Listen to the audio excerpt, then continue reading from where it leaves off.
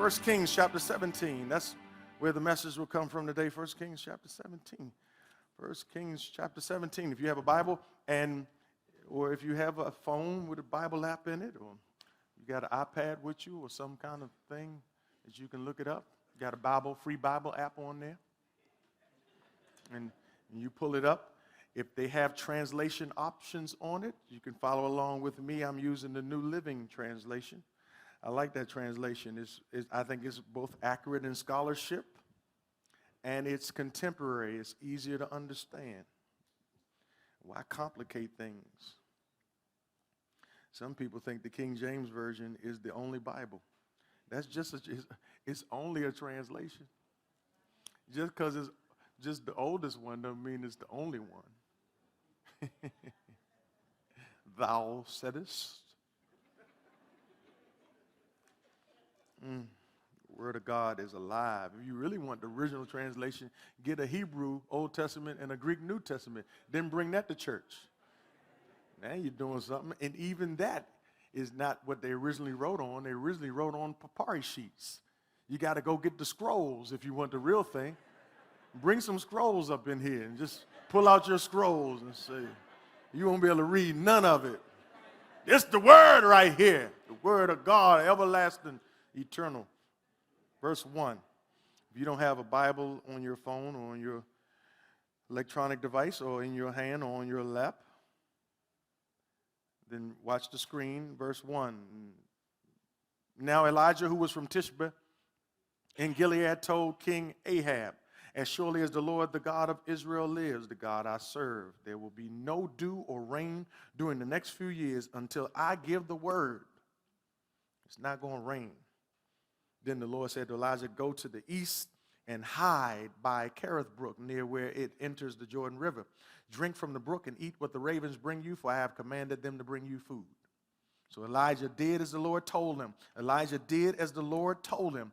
Elijah did what the Lord told him. When he told him to go to Ahab and say what he said, he did what the Lord told him. When he told him to go to the Kerith Brook, he did what the Lord told him. Verse 5, and camped beside Kerith Brook, east of the Jordan. Verse 6, the ravens brought him bread and meat each and every morning and evening, and he drank from the brook.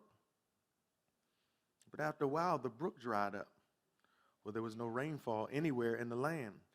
Then the Lord said to Elijah, go and live in the village of Zarephath near the city of Sidon, and I have instructed a widow there to feed you. Verse 10, so he went to Zarephath. The Lord told him to go there. That's where he went. The Lord told Elijah to say something, he would say it. The Lord told him to go somewhere, he would go. The Lord told him to do something, he would do it. It's called obedience. It's a walk of faith. He went to Zarephath, and as he arrived, in John chapter 2, verse 5, it's a scripture where Jesus is at the wedding of Cana. I'm ADD. I just jumped off into something else. He's at the wedding of Cana. He does his first miracle. He turns water into wine. And before he does the miracle, he says, bring me a bunch of barrels of water.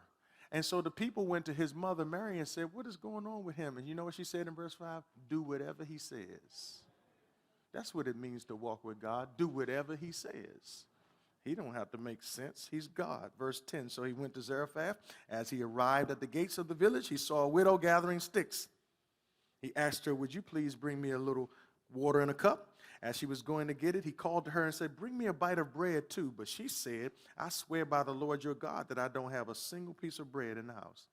And I have only a handful of flour left in the jar and a little cooking oil in the bottom of the jug. I was just gathering a few sticks to cook this last meal, and then my son and I will die. But Elijah said to her, don't be afraid. Go ahead and do what you just said, just what you said. But make a little bread for me first. Then use what's left to prepare a meal for yourself and your son. For this is what the Lord, the God of Israel, says, there will always be flour and olive oil in your containers until the time when the Lord sends rain and the crops grow again. So she did as Elijah said. She did as Elijah said. She did what he said. And she and Elijah and her family continued to eat for many days. There was always enough flour and olive oil left in the containers, just as the Lord had promised through Elijah. My subject today is a faith workout. Everybody say a faith workout. Faith workout, a faith workout. In the world of fitness, physical fitness, Muscles are developed through exercise. Muscles are strengthened through exercise. Strength training, resistance training develops muscles. And if a person is going to get stronger and to have more developed muscles, they must exercise and strengthen the muscle on a regular basis. They have to do regular workouts. When workouts cease happening or they happen in too long of intervals, when there's too long of an interval between one workout to the next, a muscle will stop building and begin atrophying. Then you lose muscle mass and you lose muscle tone and you lose muscle definition because there's been a gap between workouts.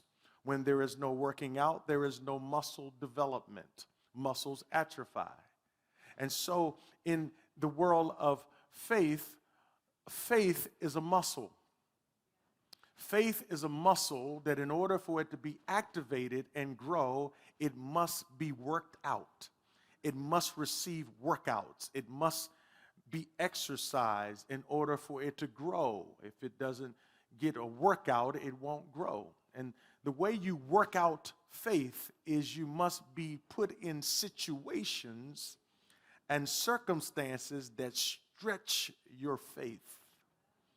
And the stretching of your faith is what strengthens your faith. The problem too often is we don't have enough faith stretching in our lives, so our faith atrophies. And so just like the opposite of muscle is weakness and fat, the opposite of faith is fear and flesh. And if you're not walking in faith, you are automatically walking in fear and automatically walking in your flesh. There's no other way to walk.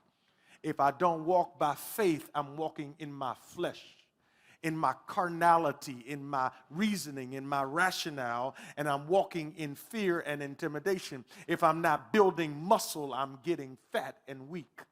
I am atrophying. You cannot stop exercising and working out and expect the muscle to grow.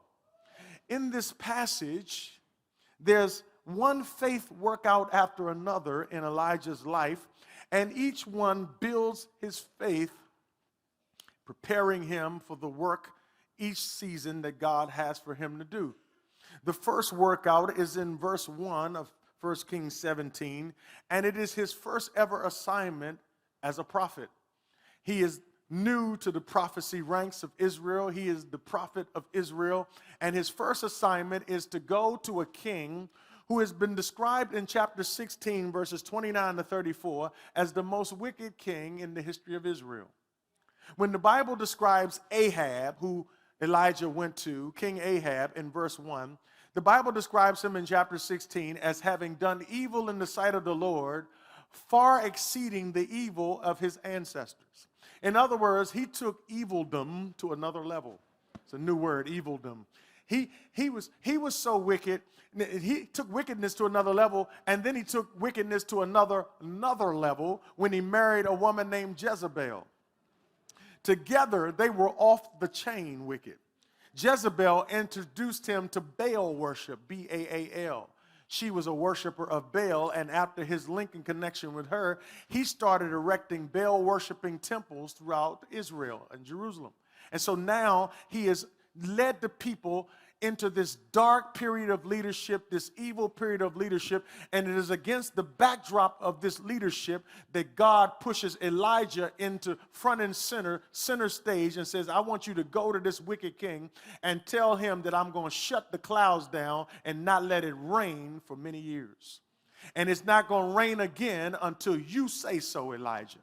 Now, that's a major assignment because he's going to a king that doesn't honor the God of Israel, the God of Elijah, and it's a king who actually worships Baal. Now, Baal was a fertility god, the god of nature, a god who was considered to be in control of the weather. In fact, they believed that Baal sat upon clouds. And so there's a picture of Baal sitting on a bull in one picture, and he's got a club of thunder in one hand and an instrument of lightning lightning in the other hand, describing him as being in control and having dominion over the weather. And here comes Elijah in front of Ahab, a follower of Baal, and telling him, my God reigns. That's it. My God reigns. And he ain't going to let it rain for the next few years. And in spite of the fact that you think your God is in control of the rain, your God that sits on the clouds is going to have those clouds shut up by my God who runs things around here.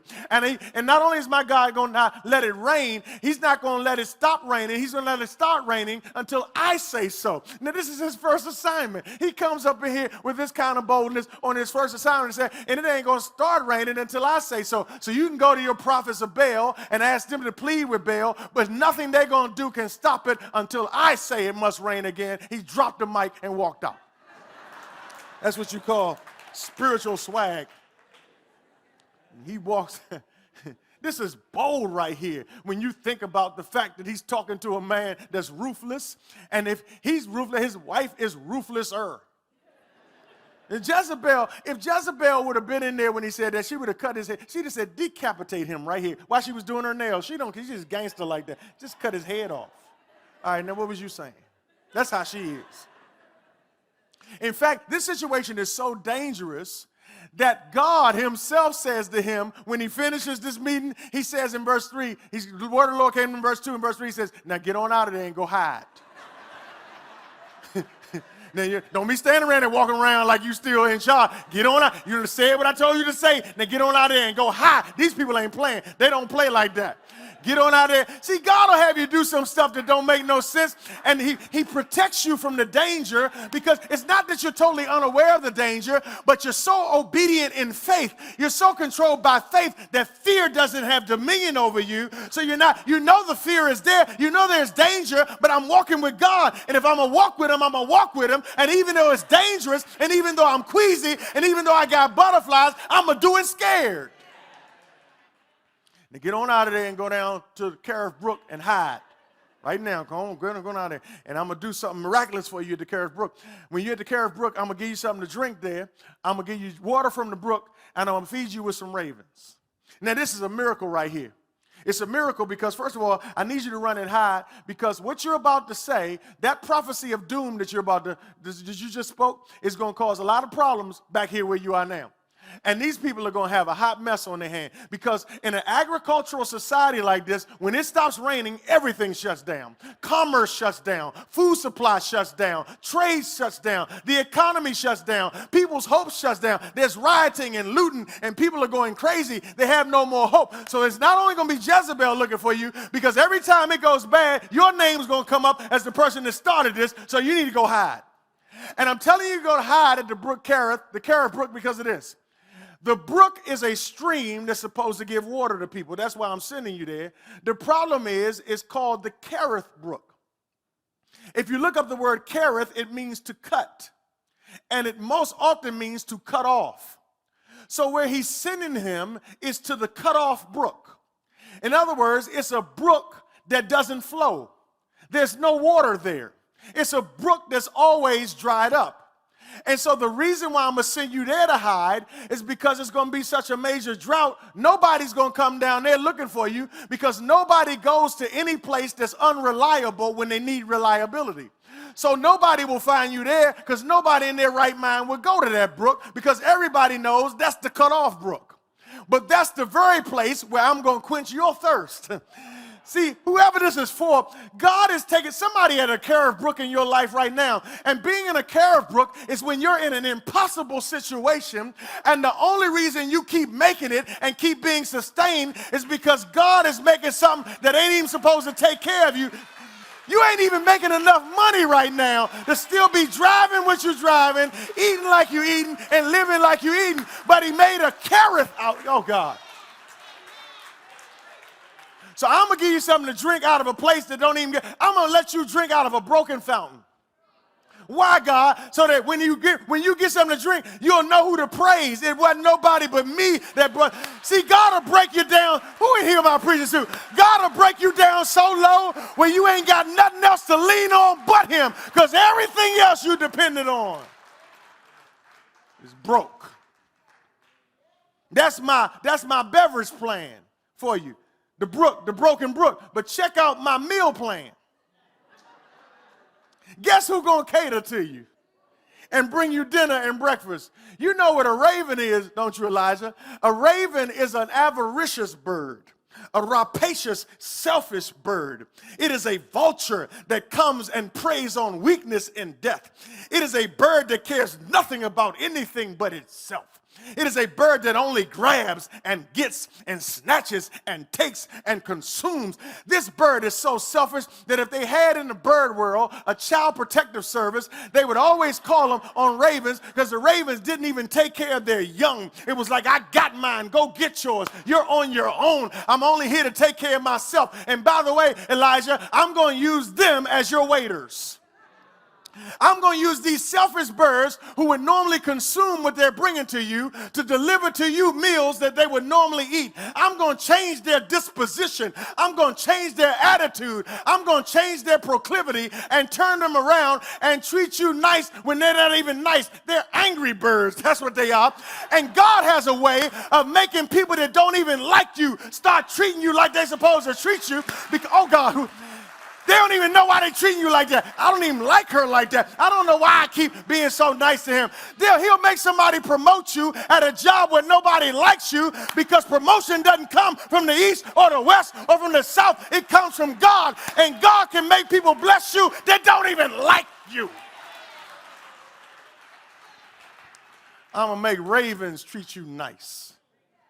I'm going to build your faith at the Zarephath brook by making you drink out of a brook that's broken and feeding you by ravens. The ravens flying in every day saying, we don't even know why we're doing this. Why are we giving them this?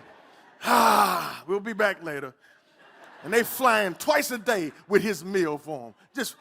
Don't even make no sense. God will have something happen in your life that don't even make no sense because he's getting glory out of it. So sure enough, he goes down to the brook Zarephath, and he's down there, and here come the ravens twice a day, feeding them and bringing them water. But the Bible says in verse 7, but the brook dried up. What do you do when the brook dries up? That's a sermon right there. What do you do when the brook runs dry? When the brook runs dry, it is an indication that God wants you to move. God says the brook is dried up. Now go to Zarephath. What does that mean, God? I'm finished with you here in this season. I'm not using this brook to release. It's not flowing in your life anymore. And what I was using it for, I'm not using it that way anymore. So the ravens are not going to fly in anymore. And this brook is not going to work anymore. And the reason why I let it dry up and become what it once was is because it's now time for you to move. It is dangerous to stay in a place beyond your season. You got to pay attention to when God dries stuff up around you and it's time to move. This ain't even working anymore. This ain't working for me, and it ain't working for you. You ain't producing. You can't deliver what you were delivering. I can't receive anymore. Whoever this is for, when you're in a place and you can't receive anymore, it ain't flowing anymore, it may be time. The brook dried up, baby. It's time. And it ain't like God is through with you. God just ready to do a new thing in your life because the old thing is over. That's okay. It's called a season. And seasons change like that. You ain't supposed to be in the same place the rest of your life, the same neighborhood, the rest of your life, the same church, the rest of your life, the same club, the rest of your life, the same group, the rest of your life. God will move you from glory to glory to glory, from season to season. You ain't going to always have the same friends the rest of your life. There are certain friends that come in your life for a season. That was your friend to just get you through your freshman year. That was your friend to get you through undergrad. You got new friends in grad school. Stop trying to live in a place that you don't even fit anymore. Who is this for? This ain't even in my message. You're still trying to fit into a place that doesn't fit you anymore. That's like a teenager sitting in a car seat in the car. I know they're still a child, but it looks crazy, and they're uncomfortable, and it ain't even safe. It ain't even safe for y'all to stay in some of the situations you've been in, or you don't even look right. You don't even sit in a chair right. You in a chair, you're in the 12th grade now, sitting in one of them kindergarten chairs. You look all out of place, you don't fit in, and you're trying to fit in and break yourself down and act dumb and dumb down what God taught you and dumb down what he gave you so that nobody will be intimidated by you. The devil is a liar. It's time to move. Y'all ain't. It's time to move. I got to go. I got to go. It's staying in this situation, trying to dumb myself down so you can feel better about yourself. I've already outgrown this. Woo! Boy, I hate it when I like preaching when I'm preaching to myself. I ain't even preaching to me right now. Whoever this is for, he loves you so much, he won't let me let it go. He's trying to talk to you. I don't even know who I'm talking to, but he's trying to tell you when it dries up, you got to move. You got to bust a move. Some of y'all should have been gone. And the reason why you're frustrated is because the relationship ain't working anymore. It's not cross-pollinating. You're not getting anything from it. You're not giving anything to it. And now it's supposed to be over now. It's not working now. You're supposed to move on, and you're still there. Your loyalty has made you stupid.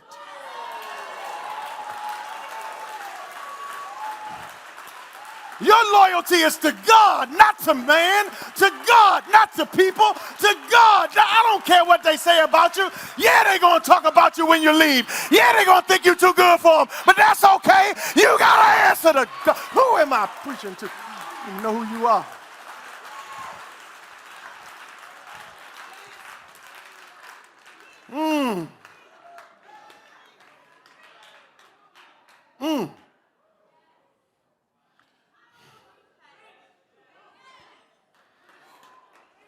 The brook dried up.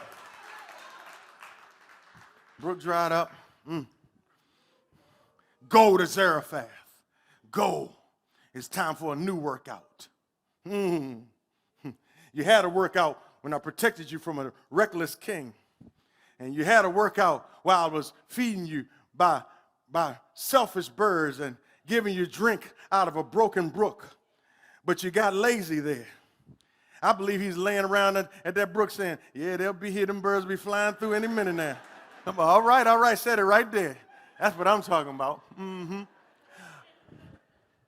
It's time for a new faith move, a new faith workout. You can get comfortable in an old spot and your faith not be stretched because you got used to God doing this in your life. He got to do something new so that your faith can stretch on a new level. And by the way, the Zarephath Brook is also a place of obscurity that prepares you for notoriety. Yeah.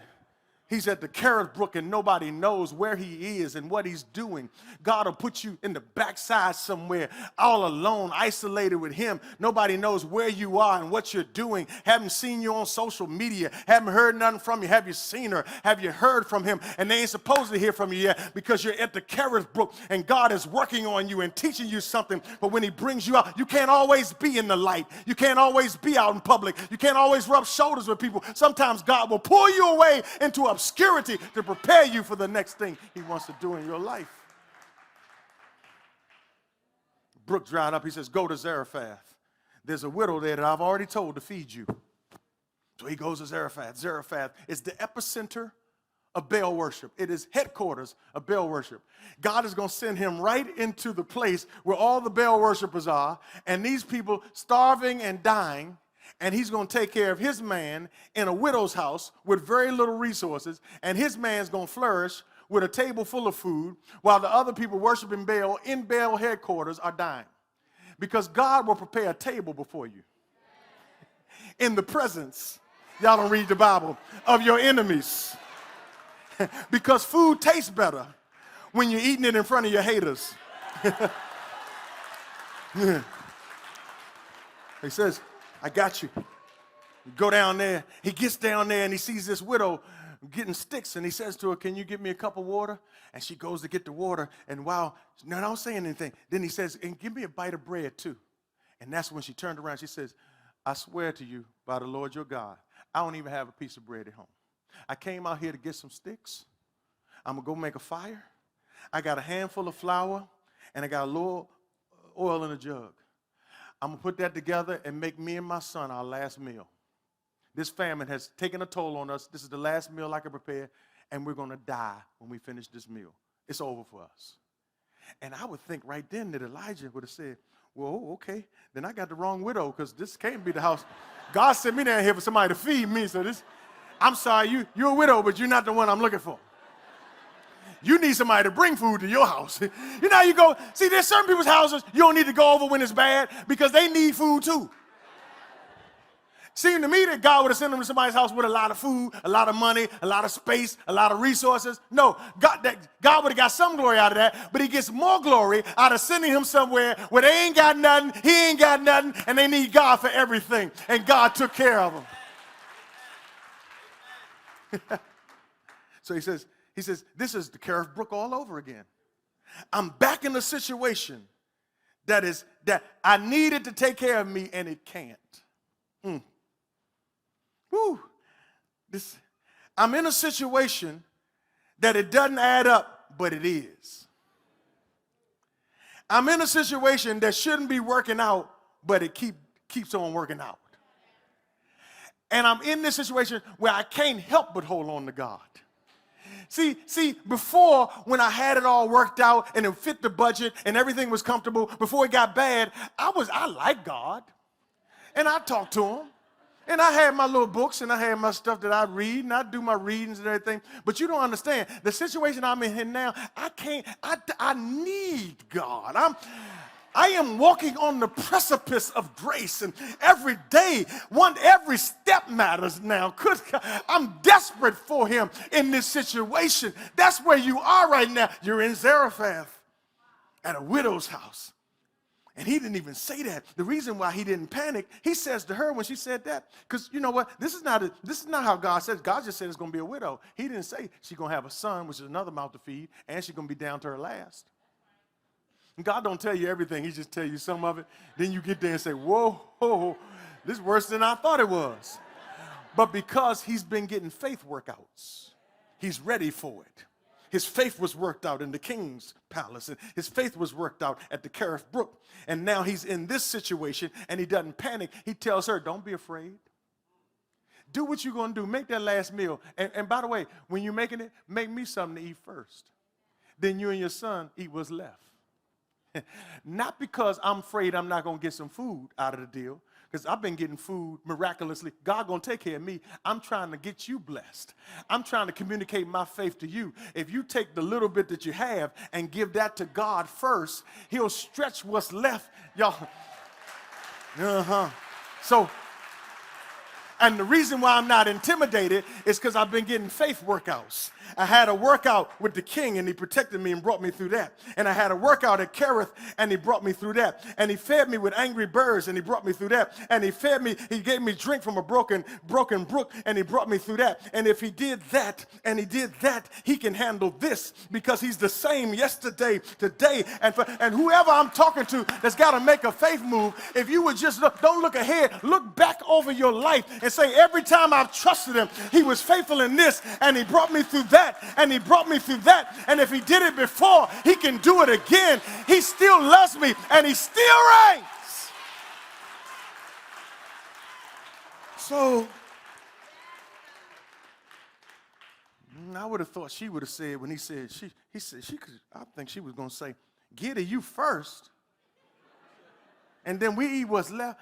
Now, I told you, sir, that I don't have a lot. All I got is a handful of flour, and I got a little oil in there. I'm trying to get these sticks together so we can cook this stuff up, and me and my son going to have our last meal together. I've been preparing my child for this. We've been talking about this. I've been preparing him for this moment. We have a night plan together where we're going to talk about God, and we're going to talk about how much we love each other and how much we're going to trust God all the way to the end. We're going to eat this food, and then we're going to die. We're going to accept that death's going to dismantle the properties of our body through starvation, and we're going to go through this process. You're not going to take that dignity from me, and then you're going to take some of it. I ain't got enough for you, and you're going to take some of it first, and we're going to eat what's going to be like. I don't even know you like that, first of all. But you know, I know people that talk like that. She didn't say none of that. You know what the Bible says in verse 15? She just did what he said. She just did what he said. She just did. If some of y'all would just do what he said, just do what God said, your little plan ain't working anyway.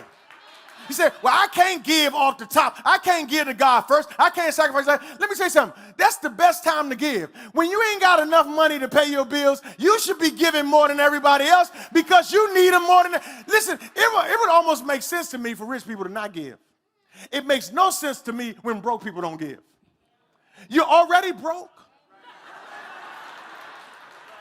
I mean, you think holding on to not enough is going to work? It ain't enough already. You need God to take your not enough and make it just enough because he gets on in it. Whew, I'm working too hard today. I believe the reason why she did what he said and God blessed it and the oil never ran out and the flour never ran out is because he told her in verse 13, before he told her to take a faith step, he told her to overcome her fear. In verse 13, the first thing he said to her was, don't be afraid. You got to start there. Don't be afraid because fear will paralyze your faith. The reason why people don't operate in faith is real simple. They're scared. The reason why people don't operate in faith is real simple. They're in their flesh. And as long as I'm in my flesh, I ain't doing nothing in the faith. I don't care what God say. We ain't doing that around here. Because I know what I got to do, and I know what I got to do. And I ain't going to put that money or do all that stuff and do all that. And then what we going to do then, Vivian? What we going to do then? And so I'm all up in my flesh, and I'm all up in fear. I can't walk in faith. So the first thing she says is, you must overcome your fear to take a step of faith. Don't be afraid. I know you're scared, but don't stay in fear. And the reason why some of you can't take the next move by faith is because you're scared. Just be real about it. Or because you're in your flesh. Let me illustrate it. Kids, you get great preaching material from children. When my kids were little, I don't know if other dads do this, but at some point I just had all of them, each one of them, I put them on the steps. And I would tell them to jump off a few steps, and I'd catch them. And he might be up that far, and I say, okay, they're big enough to just jump. And I say, come on, jump. Now, if they've never done it before, it's a little hesitation. But I'm their father. Yeah. And there's some trust involved in this. I don't know what it means to jump, but I know you.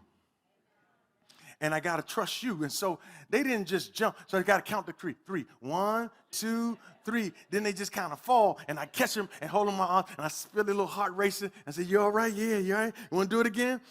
Okay. And we do it again. 1, 2, 3. Then they fall again. They can't really jump because it's scary. And I catch them again. I got you. I'm not going to let you fall. I got you. I'm your father. And after a few times, they catch me in my arm, and they're not holding on to me. They screaming out, trying to get back. Let's do it again, Daddy. Let's do it again, Daddy. And then they say 1, 2. They jump before 3. 1, 2, and they jumping because they excited because now their faith has been activated. To trust the Father is going to catch me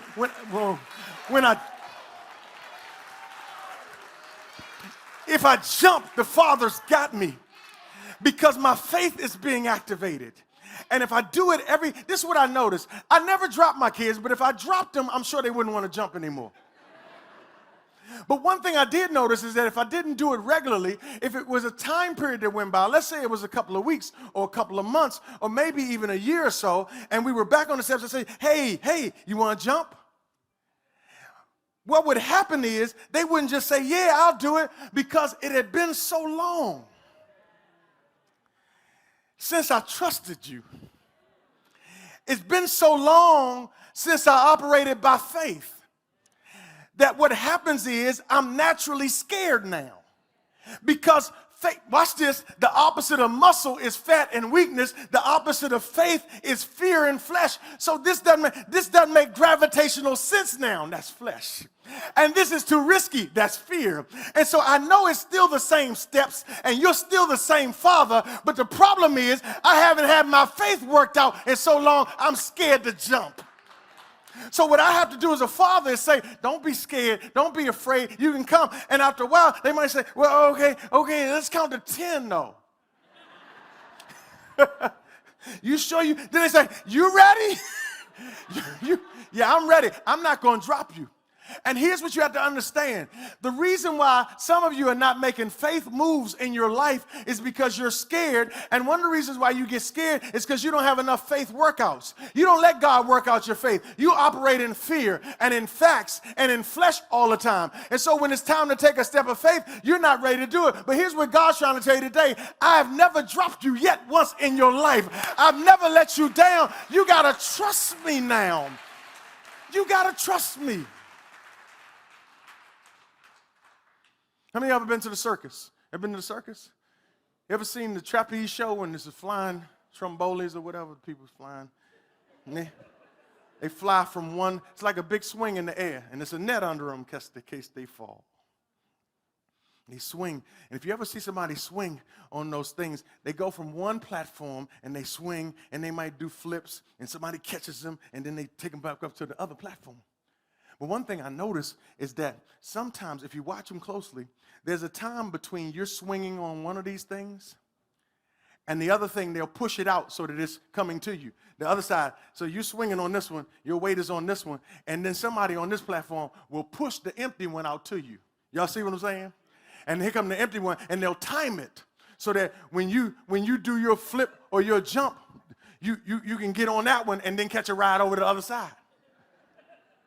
But if you notice in real time, there's a time between letting go of this one that's working for me. This one is holding me. This one is paying the bills. This one is getting me through. And grabbing the next thing, there's a time when I don't have anything to hold on to but faith. And if you don't get practice, you'll never jump. So she jumped. God blessed it, did what he was going to do. And then let me tell you, this is what happened in verse 17. There's a great story. In verse 17, things got bad. Her son got sick and died. She comes to Elijah and she says, so this is what it's about? You just trying to show me my sins? And he says, that's not why it was happening. It's amazing how we think when stuff happens bad in our life, it's because of something we did. That wasn't what it was about. It was time for a new workout. Boy dies, and Elijah's shocked because he didn't know this. God didn't show him that.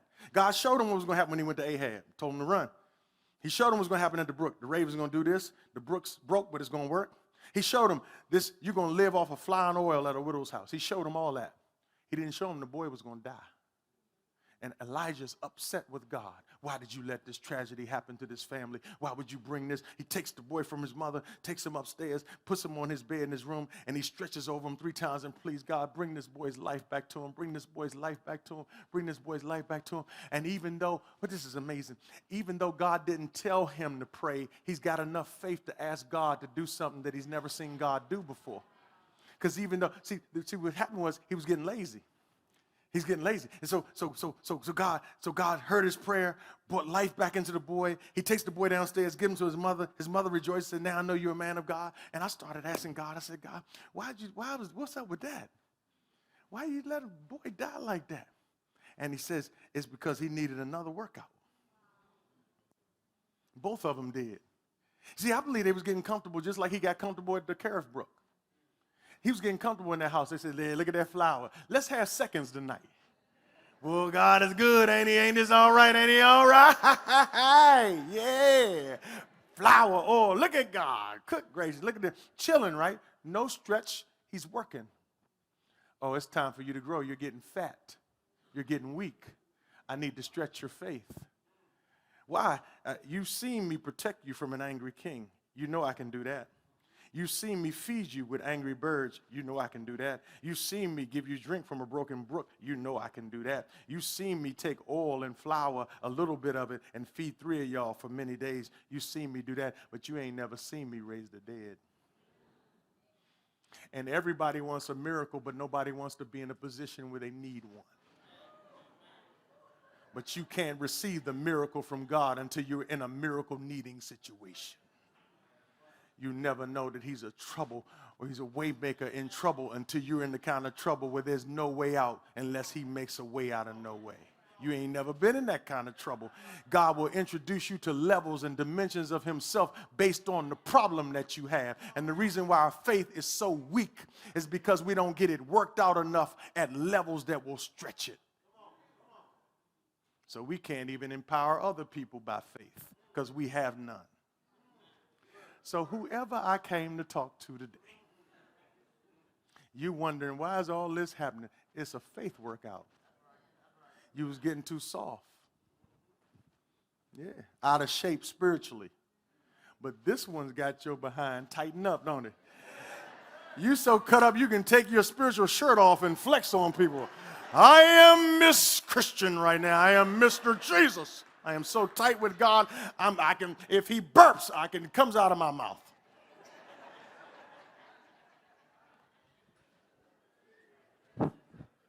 I'm going to close with this song. Brother Jay, come up and sing this song. It's just a simple song. It says, no matter what my situation, I believe. I believe. No matter what the circumstance, I believe. I trust in your word. I trust in your promise. I stand on your word. I stand on your promise. My soul says yes. My soul says yes. It's a song of faith. It's a song of trust. We're going to listen to this and go home. Or go to communion service.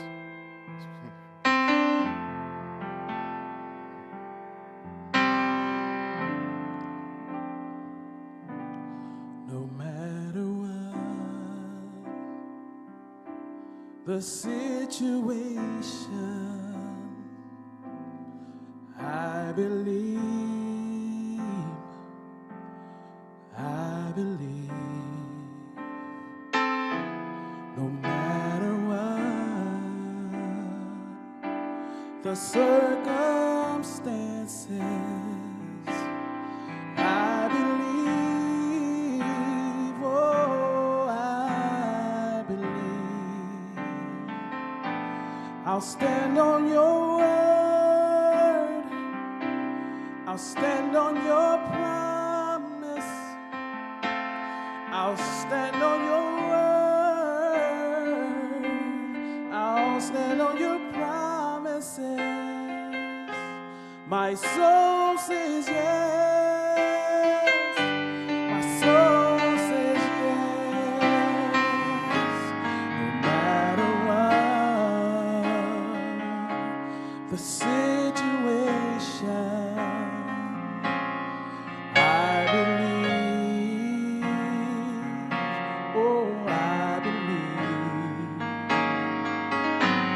no matter what the circumstances, I believe. I believe. I'll stand on your word. I'll stand on your promise. I'll stand on your word. I'll stand on your promises.